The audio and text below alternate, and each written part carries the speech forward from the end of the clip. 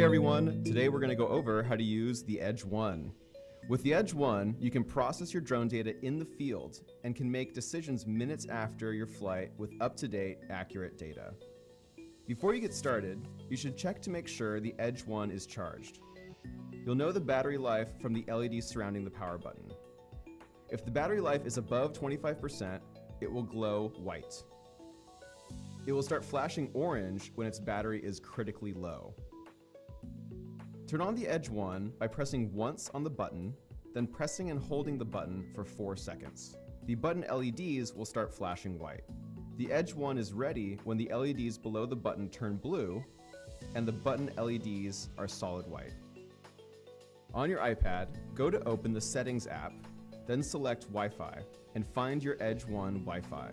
Its name will be ED1 followed by your Edge1 serial number. The password is Edge1-AP.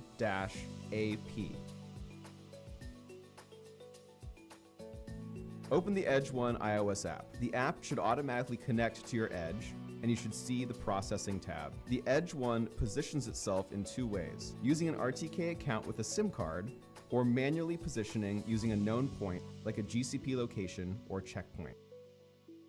To set up your RTK account, navigate to the Settings tab in the Edge1 app. Tap on the blue Add New button. There are 6 fields to fill out.